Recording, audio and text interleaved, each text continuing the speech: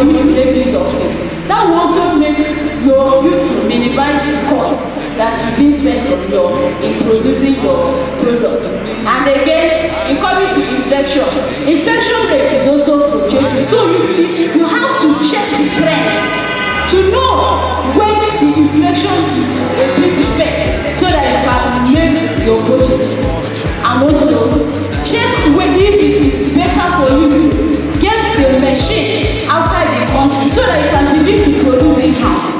If I'm to advise, I believe that if the company, the consumer goods manufacturing should go ahead to purchase those materials outside the country, and also get the levels that could manage those machines. But I believe that the cost that they will be attached in producing their goods will be less. Thank you.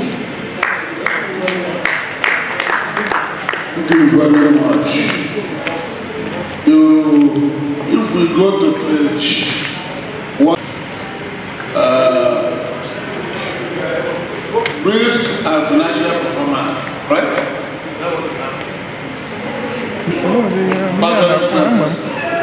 This one has to deal with manufacturing firm as it is. The other one was dealing with multinational. I must say you increase our coverage. I will have to thank you. Coming us, the risk we take as far as our finances are concerned, more especially when environment is stable for us, when the exchange rate is for us, all the risk, interest rates, they still affecting our salaries. Thank you very much for telling us. And I use the opportunity to welcome Professor Clementina Gaffo with us. And then Professor T.C. Oga coming at this point. Elam Joseph, here to present a topic titled Social Cost Accounting and Profitability of Selected Mining Companies in Nigeria, 2005 to 2016. We are presented today, 29th August, 29th September 2023. Annual International Conference on Digitalization of Education System through Entrepreneurship and Business Models for Sustainable Development, for Sustainable Economy, a Practical Approach, organized by Faculty of Management Sciences, Enugu State University, Agbani, Nigeria. Introduction. Contemporary issues in accounting has in recent times emphasized the need for financial accounting reports to conform to social and environmental responsibility practices reporting requirements. These requirements provide that companies nowadays are supposed to go beyond the normal financial accounting reporting presentation to the extent of talking about involving the economic, social, and environmental performance of the businesses, which is anchored on the triple bottom line. And that triple bottom line is also known as the 3 Ps. And that 3 Ps, we're talking about the profit, we're talking about the people, we're also talking about the planet. And when we talk about this, the people, the profit, we're talking about the economic performance. When we talk about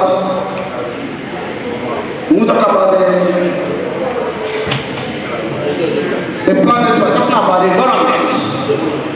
And all these things, companies before don't pay attention in reporting about outside financial performance, the issue of the social performance, the environmental performance is always omitted.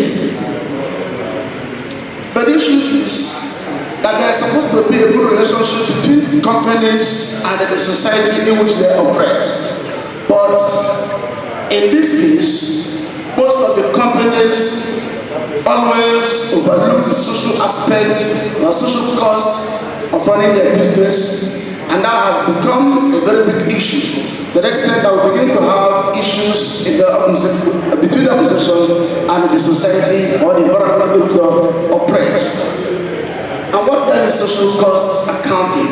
When we talk about social cost accounting, we're talking about an attempt to measure the social benefit that an organization provides and the social cost that an organization incurs, with a view of using such to make available information that would enhance appropriate allocation of scarce resources for the benefit of the organization and the society. And because of this, thank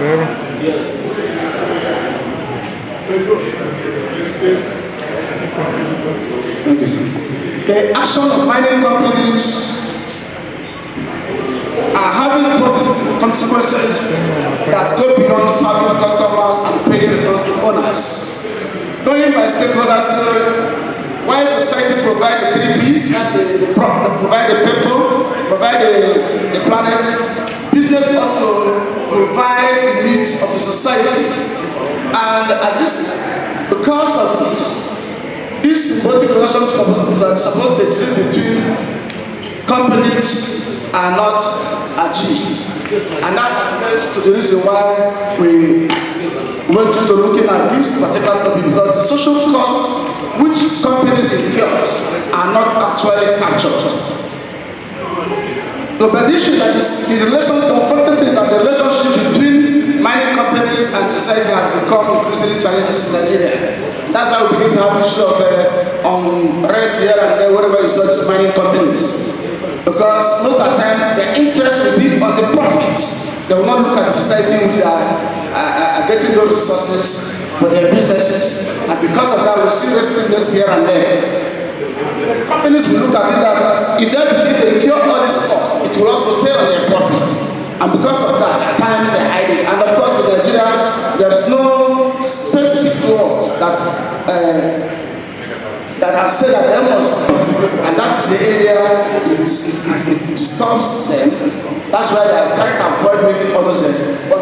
Of course, from the analysis, we show that it has a negative relationship to the mining companies.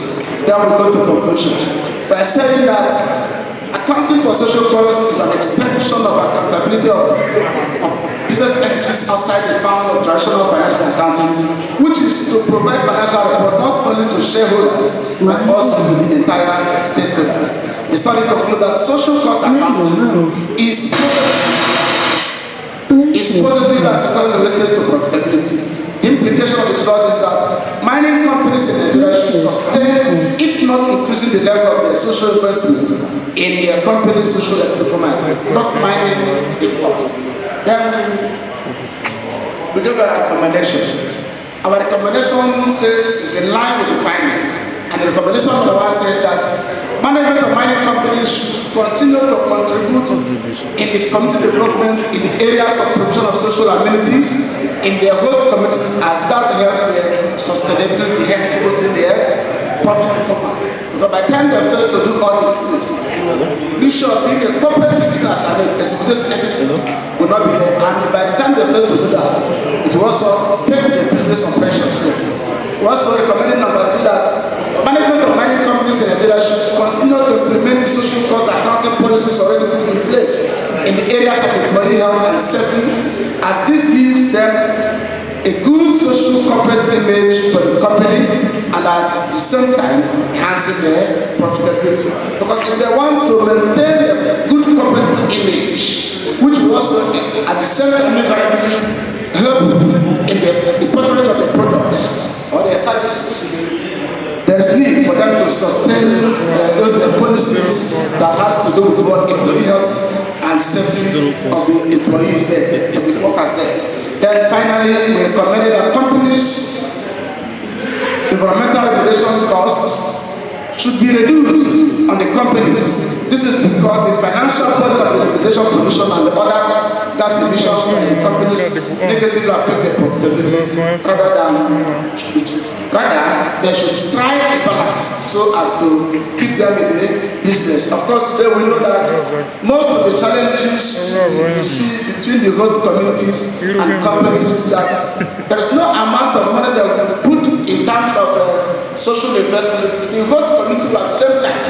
You will always make them acknowledge to say, we need more, we want more. And all these things, as they're doing this, challenge those companies, as they do those investments and incur those costs, it indirectly affects their profit negatively.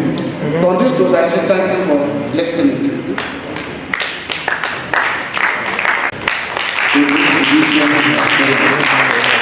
Thank you so much. We've heard the social cost accounting and mining companies in Nigeria. As you are mining to Zamfara State, what is happening there? Because of mining, you go to Agbani, the granite, those things. And part of Agbani, if you go to ESUT or where salt, local salt, extracted, cooked and so on. In all these things, you have social problems they give to the society. But most of these organizations have not been able to strike a balance in social living and the profit they make. There is restiveness in Zamfara State because of mining. Chinese came down to Nigeria and they are dealing with the people over there. And for who should have upper hand over the other people? People are killing themselves. It is a social problem out of trying to make profits. But we are being encouraged to try to strike a balance. With that, you can mind exist while others are also existing. And then whatever profit you have, you plow back to the society where you are doing it. Not only carrying it down to your country, but it down. That's we are most companies. I'm not quite impressed with some statements you made, especially when you said, I had the right. As well, you're asking businesses to keep record of profits or so. I know there are basic laws depending on the type of business you run. Definitely, as a corporate organization, open your books public. If you do that, definitely see the potential for the capital. I'm trying to ask you, Dr. return on assets as one major performance indicator. You brought it. My question is, how did you measure that? The second one is about the presentation. And then we need to improve the presentation. This is the individual harvest. The essence of presentation is to talk to your wife. So I watched all through the screen and watched the movie. Then you are busy with the paper you have there. Why the screen was carrying and on. I don't know whether the screen was on the phone or why that phone was on. The other one is the water. I saw where you flashed. Methodology, where you flashed. A multi-regression, multi-regression formula, then water. I don't know whether any of your objectives captured this, or did you pick them one by one and later link them up as I want us to look at, I want you to pin or link your model with the objective or specific objective. See whether that model fits into your specific objective. Can we please come? One of us, let's get to the specific objective.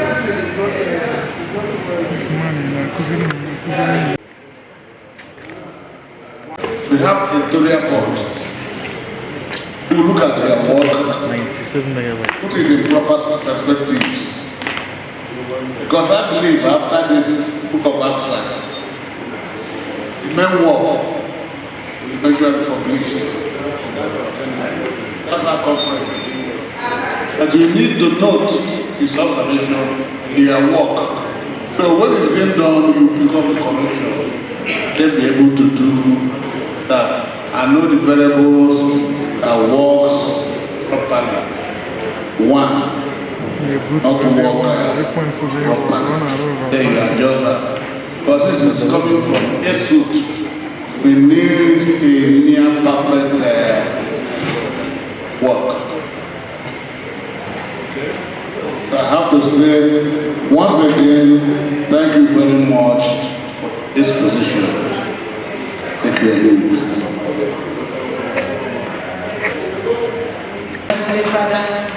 For the opportunity you have given us to deliberate some issues.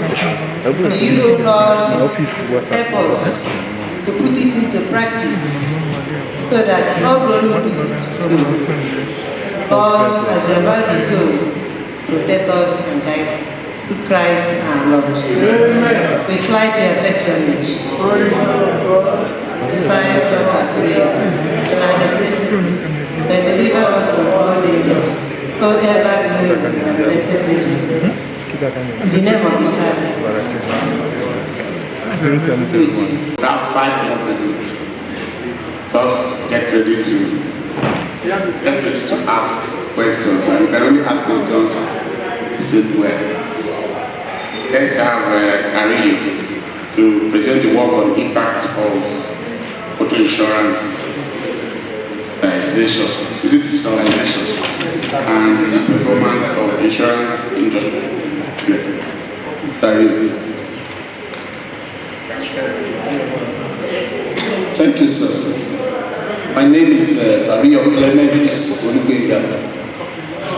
I'm making a presentation on impact of motor insurance business digitalization and the performance of insurance industry in Nigeria. I want you to believe with me that due to the rising global sales of automobiles, the global motor insurance market has continued to expand significantly over the few decades, and the number of vehicles sold worldwide, according to filings between 2020 and 2021, was 63.8 million to 66.7 million. And I want you to believe in me that during this period, the number of sales of electric cars increased by a factor of 2 to 6.7 million. And as a result of this, there is now a large demand for auto insurance. That is to say, more people are buying more cars globally. The motor insurance industry, the motor insurance sometimes refer to automobile insurance, which is means to say that it's a legally binding agreement that obliges the insurer to assume the risk of any losses that the owner of a motor vehicle may incur due to personal injury or property damage as a result of an accident. And with nearly 70% of the population being young people who can who can participate in one or more activities that can drive the economy and stimulate the growth of insurance and other financial services. Auto insurance is one of Nigeria's 6 mandatory insurance policies that are frequently purchased by the country population with over 180 million. That is to say, motor insurance as a product in Nigerian insurance market is one of the most patronized policy in Nigerian insurance market as of today. And despite the importance of insurance, there are still several problems facing the policy, such as inadequate capital, the inability to resolve claim on time, a lack of managerial and technical skill. Another problem is low customer retention, an inadequate insurance regulatory framework. If you look at the motor insurance market in Nigeria today, you discover that as large as the portfolio is still one of the policies that are still lagging behind because of the proliferation of the fake insurance practitioners that corner the market. So most of the gross premium income that's supposed to fall into the insurance industry is being cornered by the fake insurance practitioners. So as a result of these difficulties encourage insurance purchasing apathy, which has an impact on the productivity of the sector.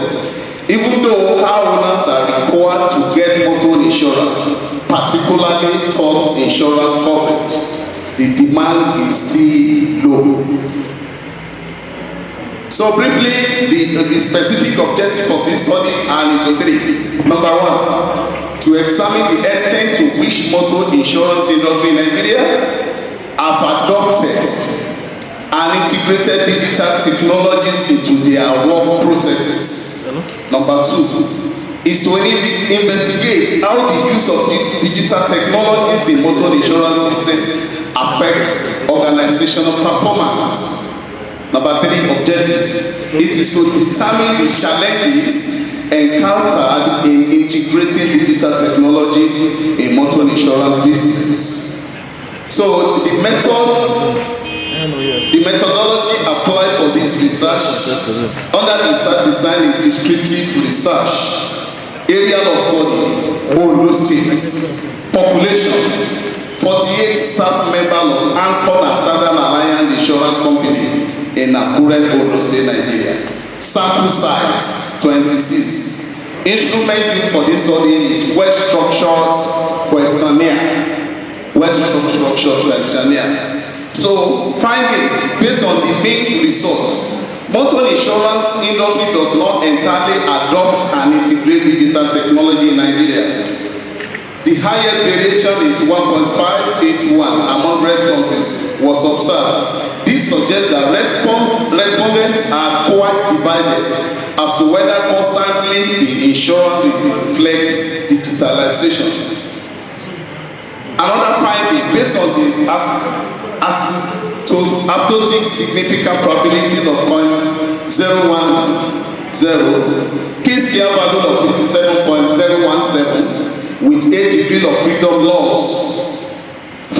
less than the alpha level of 0.05. This indicates that there is significant effect of digital technology on Nigerian insurance industry. It is the finding that people have negative attitude on technology adoption. Economic burden on purchase, use and development of technology. Companies' high expectation of technology adoption. Continuous evolution of customer needs. And finally, lack of expertise. In my conclusion, the way that digitalization has affected the automobile insurance market in Nigeria has completely changed the sector. The way insurance firms operate, engage with consumers, and administer their policy has undergone tremendous changes as a result of introduction of digital technology. These days, you can purchase motor insurance on a platform of a company that you want to. If you want to buy your insurance, either third party or comprehensive insurance, provided you know the website of that embedded insurance, you just log into the website of the company in question, you can buy online. On the performance of the insurance business, this development has both beneficial and bad implications, in the sense that due to cyber security, you will discover that some scammer is still find their way into the website of some insurance company and even banks to get their data in order to perpetrate evil on it. So the recommendation, one, it creates user-friendly websites and application for mobile devices so that clients can buy policies. They can use the platform to submit claims and at the same time and access policy information. It makes sure that these platforms are usable and simple to use. So mostly if as a policy holder or as a prospect to log into this application is very flexible. It's not difficult at all. So it is very simple to use. Another recommendation that it makes it possible for people to browse and buy insurance products online.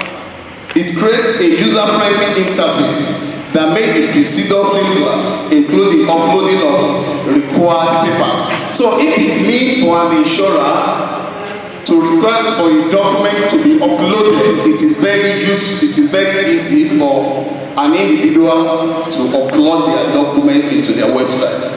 Make use of online marketing tools such as social media, email, and search engine marketing to connect with current clients and attract new ones. And at the same time, it adapts marketing strategy to the preferences and action of your target market, among others. Thanks for listening. It was an aspect of insurance that you can safely define or describe as a non-life insurance policy. Talking about auto insurance, and this is central to life, because even if you don't want to cost to get to insurance policy, even if it means third-party insurance, this is compulsory. So he has pricked us on a very key and compulsory aspect of our living. Talking about the aptness of the topic, trying to describe what we are here to discuss. Yes, digitalization is the major focus of our conference, so it's in well. These are for the good things about the work. I've also seen that Ariyo, while asking us to listen to get the effects of motor insurance business digitalization on performance, didn't quite actually lead us to that. It was actually telling us look forward to the extent to which this has been adopted, which is not the effect. It has also asked us to look at to see the effect of performance. So that actually getting us clear on some performance indicators. Into that, and he said we should be looking at challenges. I think at this level, it would be proper to first of all focus your mind on what the challenges are.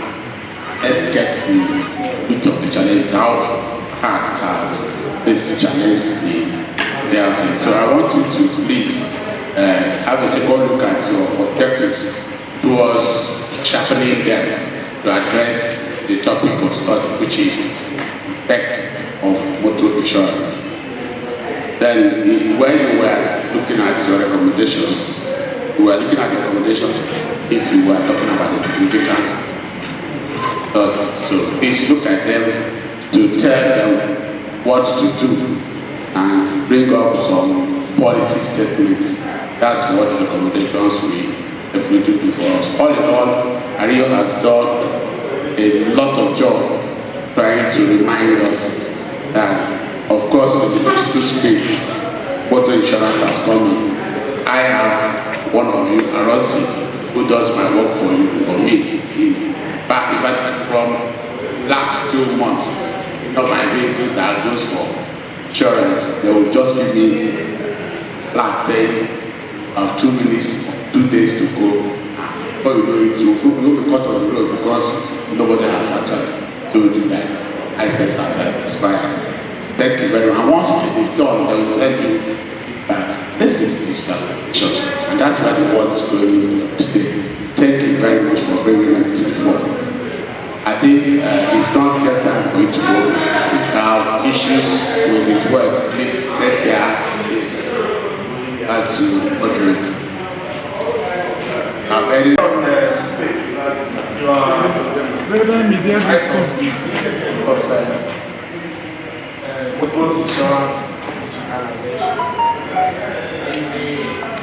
Specific objective.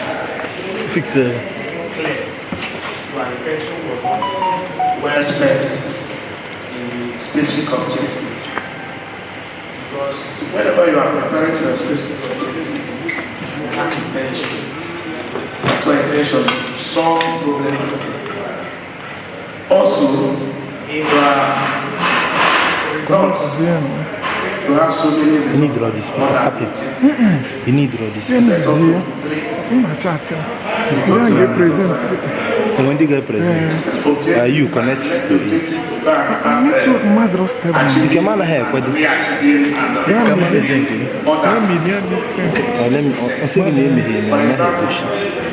want to marry, want to travel outside the country, want to buy a car for ya.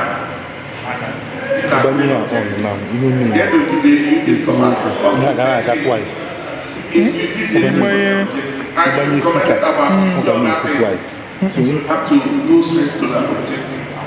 Can you buy me a system? Yeah, be a melody of food twice. Apply for a reasonable journal. Thank you, sir.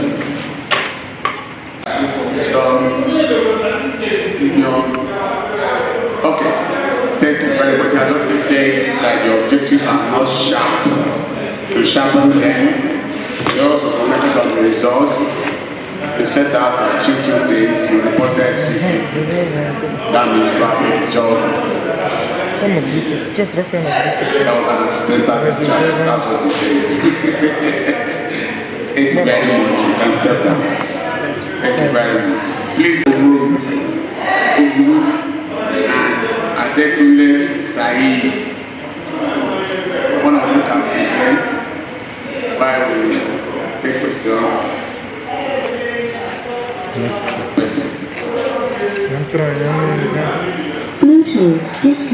He's going to talk about on the role of digital tools and processes, effective service delivery, and public sector.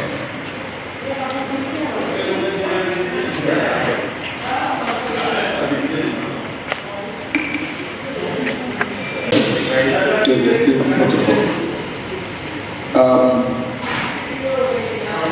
The role of digital tools and processes in effective services delivery in the public sector. Written by Dr. Bumi Samuel and Dr. Adekunle Said. Unfortunately, they were here in Sydney, but they couldn't make because they have another engagement. Yes, I'm presenting on them. My name is Martin Ejiofor, so I'm presenting on their behalf.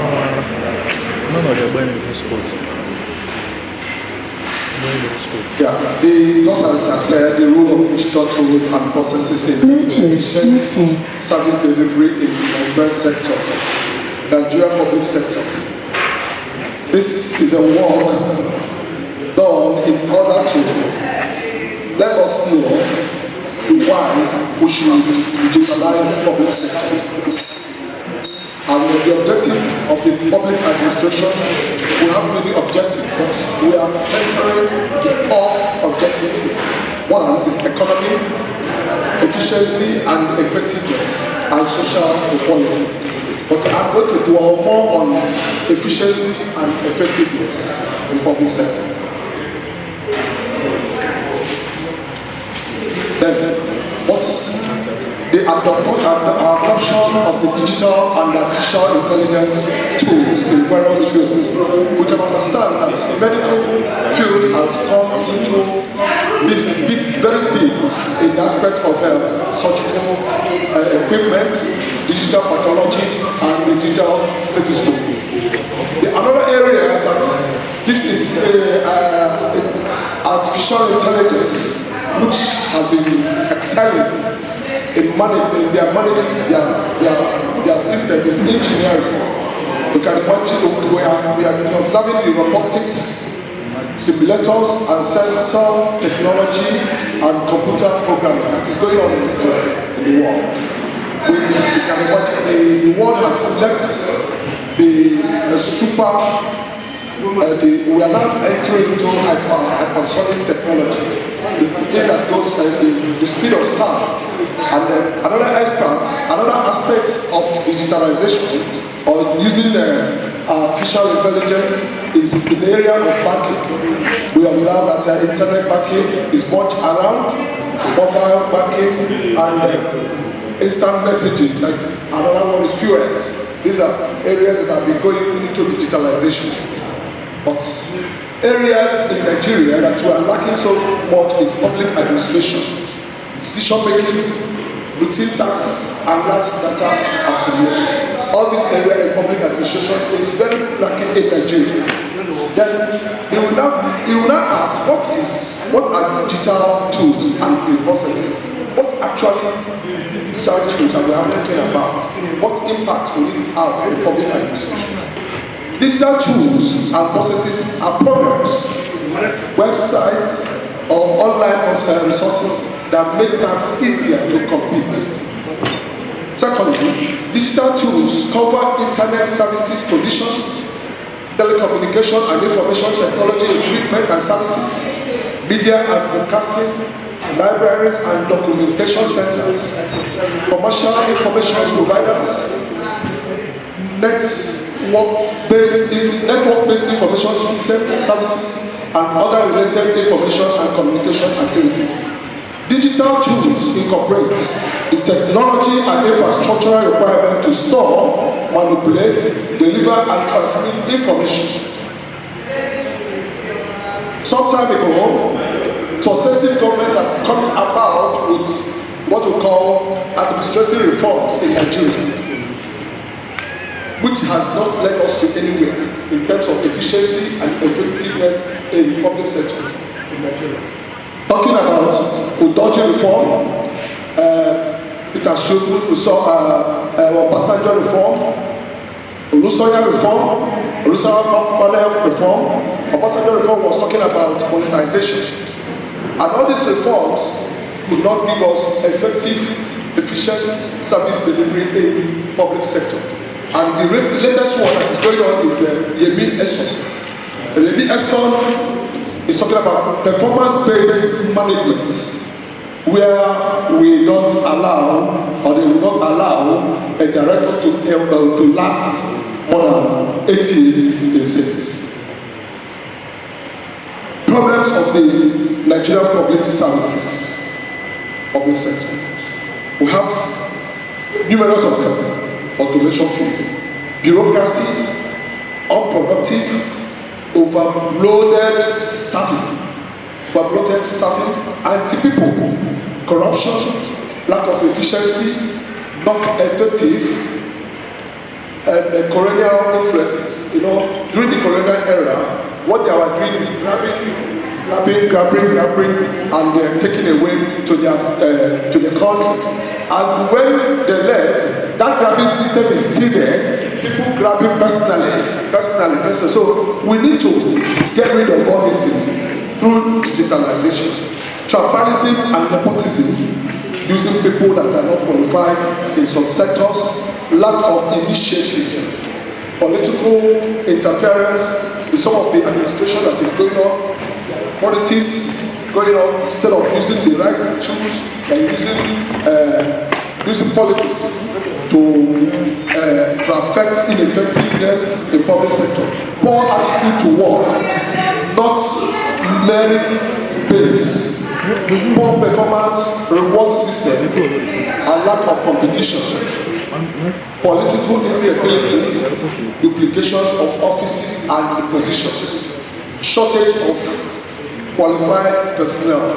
We all know, and it's still going on in Nigeria today, not actually using qualified people to do the right job. The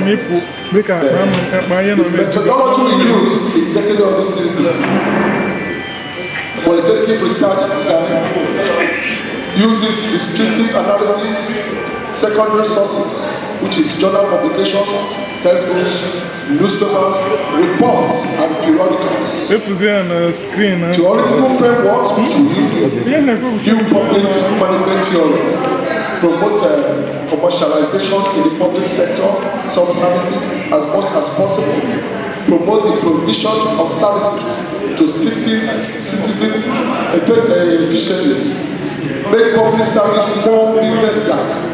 The customer is the focus. The symbiotic theory examines the overall working of communication and organization. The organization is seen as a system with input, effective and output mechanisms. Public administration. What are the functions? Functions, one, implementation of government policies and programs. I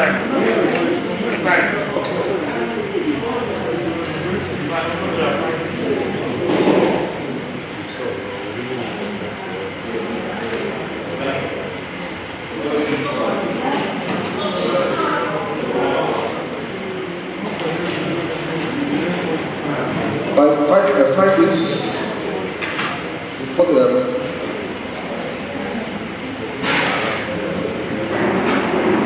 sorry. It's not my work. I'm presenting for in the institutions like this. We are advocating for a department-based inter-functional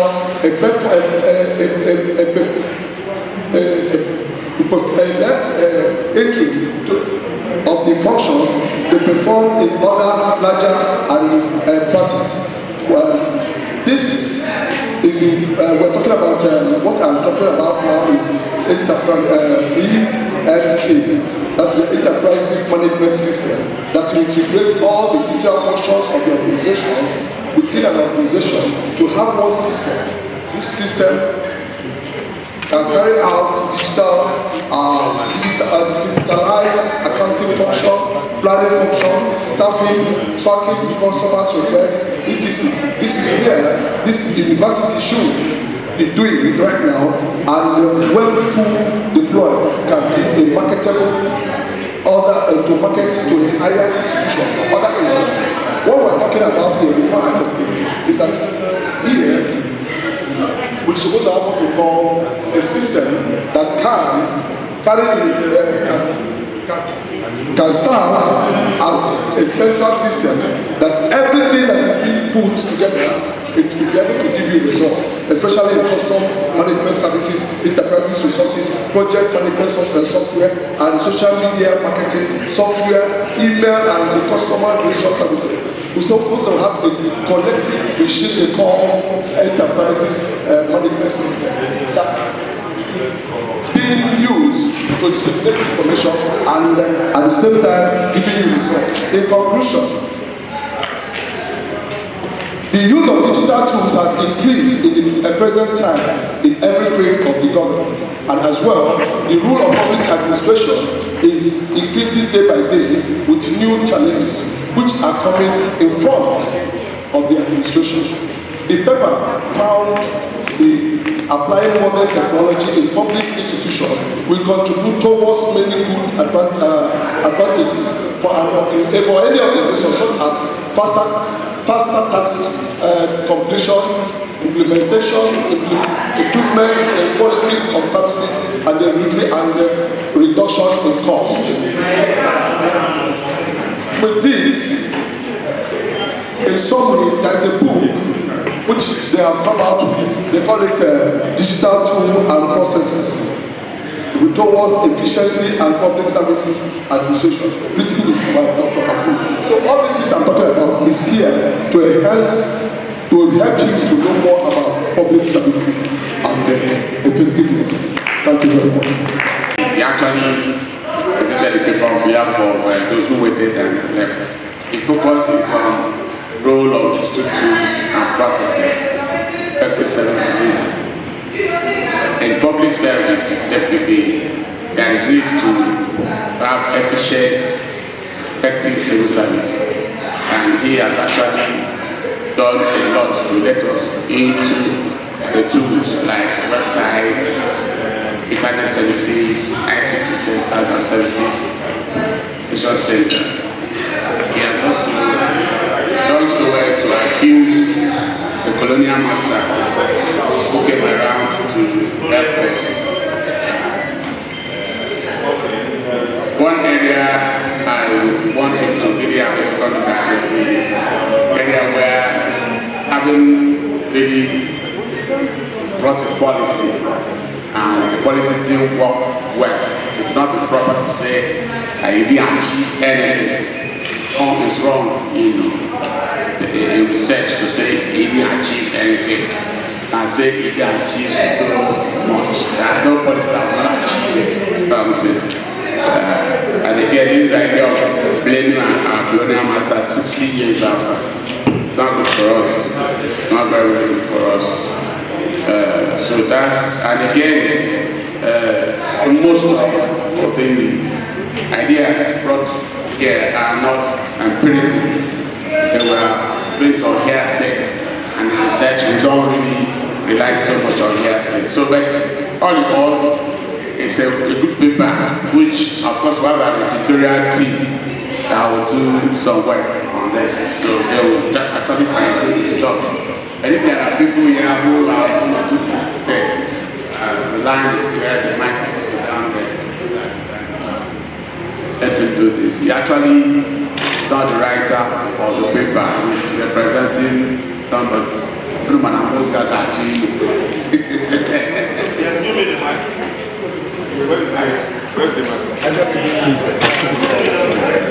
When they come. Hello. One major thing I want to point there is that actually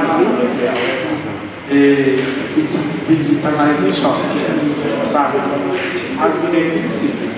What gap that work? So maybe drive it through. Yeah? And to what has been done and what has not been done. Thank you very much, Doctor. Thank you for this, and thank you very much. We are going online now.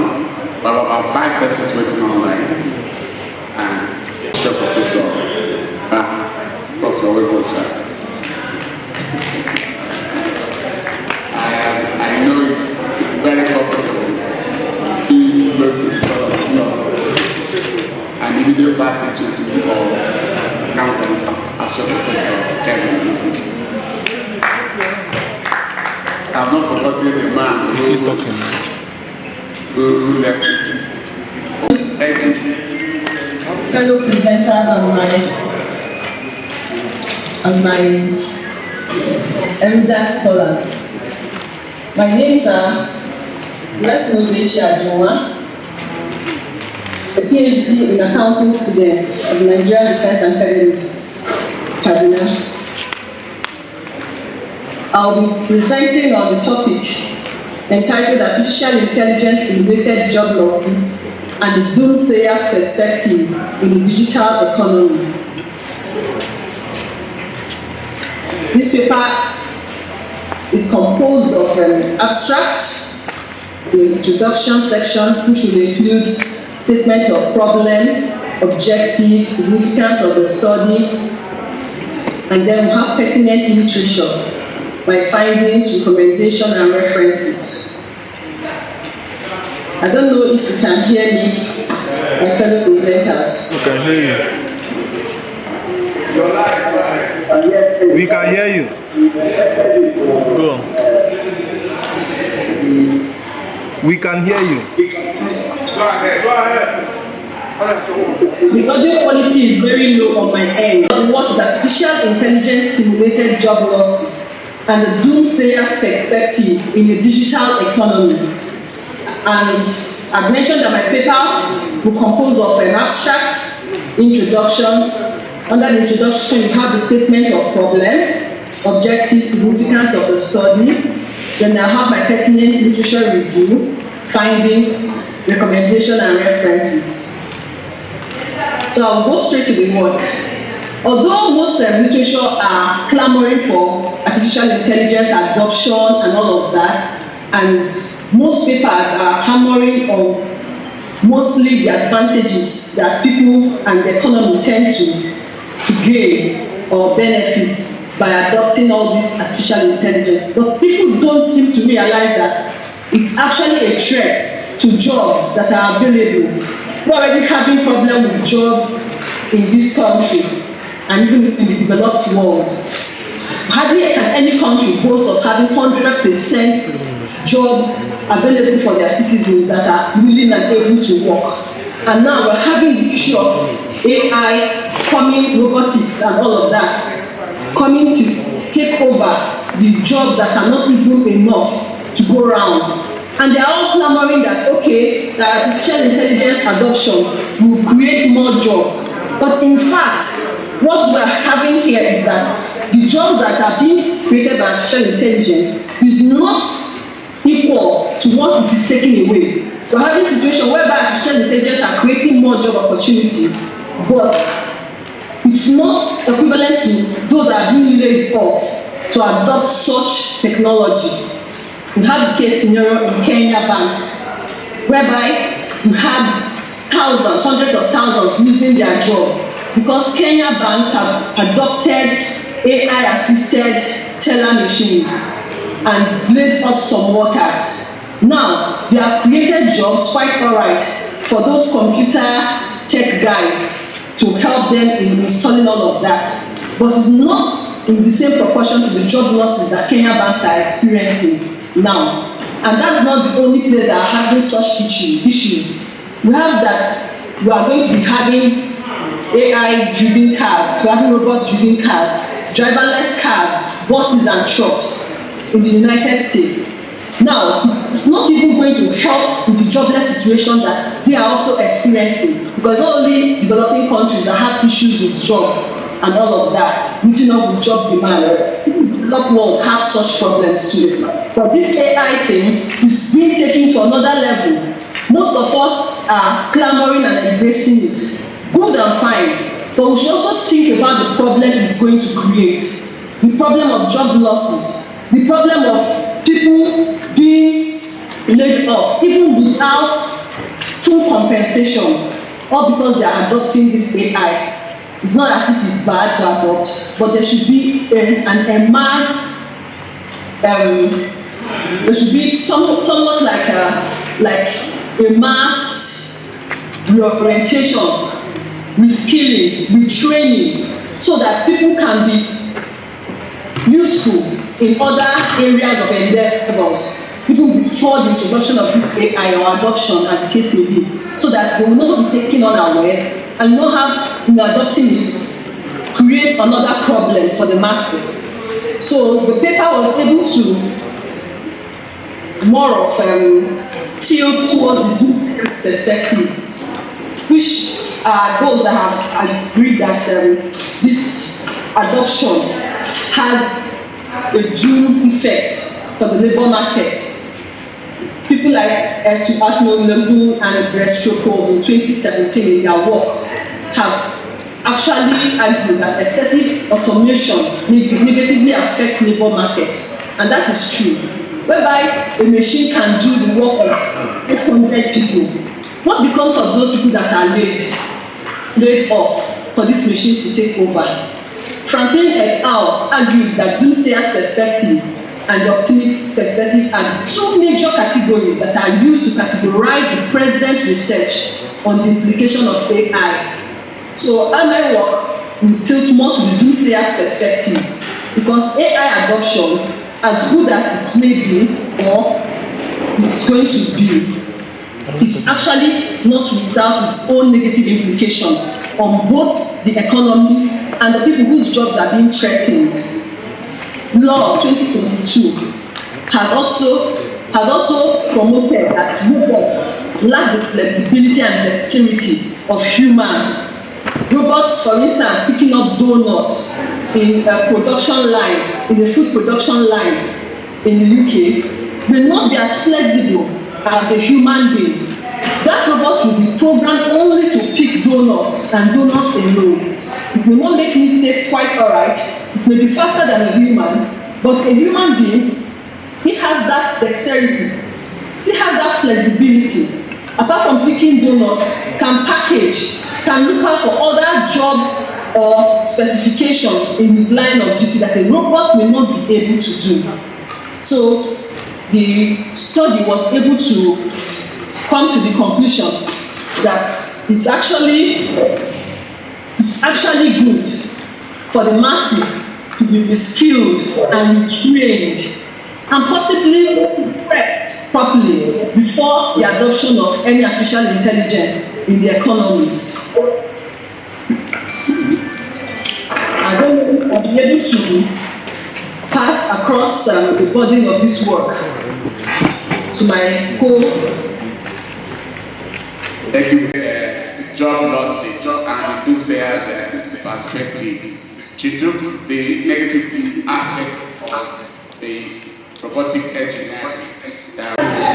Standing on the existing protocol, my name is Aransi Abiodun from Department of Insurance and Risk Management, Faculty of Environmental Sciences, ESUT. My topic is effectiveness of National Health Insurance Scheme on access to health care in Enugu Metropolis.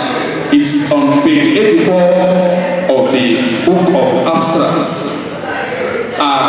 Insurance industry is the industry that struggles for the welfare of individuals, families, and even survival of organizations in any country. The objective is to know the effectiveness of National Health Insurance Scheme on access to healthcare in Enugu Metropolis. The National Health Insurance Scheme was instituted by the 1999 Constitution in Nigeria, and it was operational in the year 2005 with the objective of providing universal coverage within the 10 years of its operation.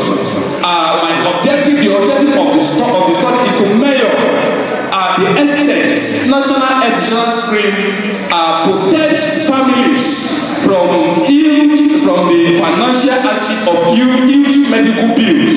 Number two objective is to measure the extent National Insurance Scheme also provide required service for the enrollees.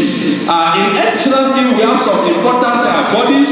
We have NHIA, the authority that regulates the services of HMO and HSP.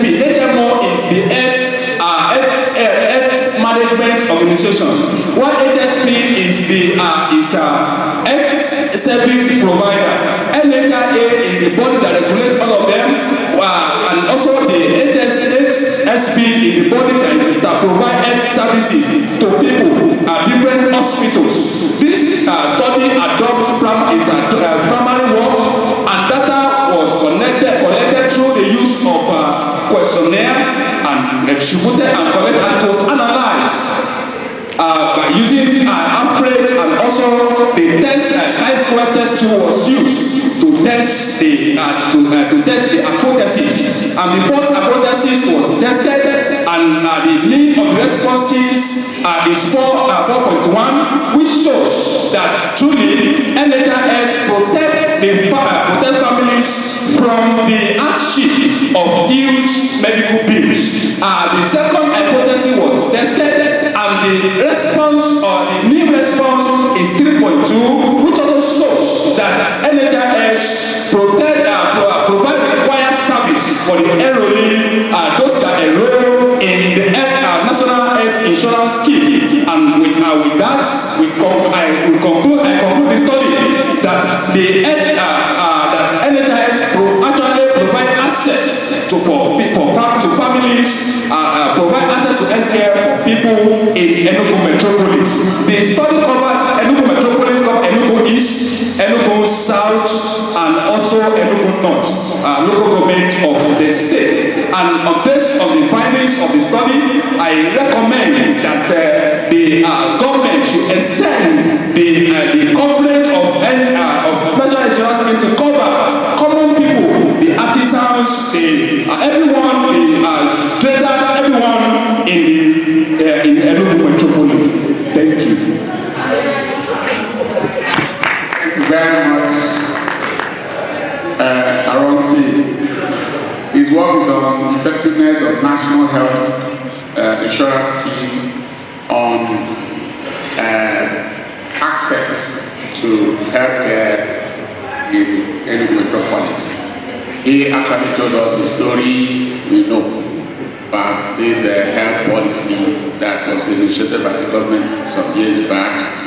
He was trying to let us understand the basic area where they can operate, asking us to, is proposing that this should shift also to artisans, and that the scope of coverage should also be increased.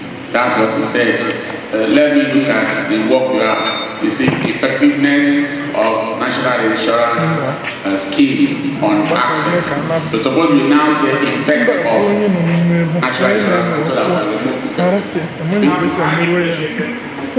remove the effect of, no, we're not tolerating effect of national insurance scheme. In other words, the work should be such that you now let us understand the role the scheme is supposed to play, and then let us evaluate the roles. That's basically what it should be. So let's have 1, 2 roles, then let's see index of performance on the other side. You can hold the index in constant, or you can vary the index of performance. That's it. But yes, NHIS, yes, it has succeeded, and you want it extended to the artisans. You want also the scope to be increased to cover other areas, saying based on your research that the enrollees are ready to pay more to get greater service. That's what you're saying. Thank you very much. If you have other comments, this is the first time we're having a live insurance program. Insurance topic, others we're talking about non-life, and this not existing. Like insurance groups here, please. You know, this work is according to add more legal aspects.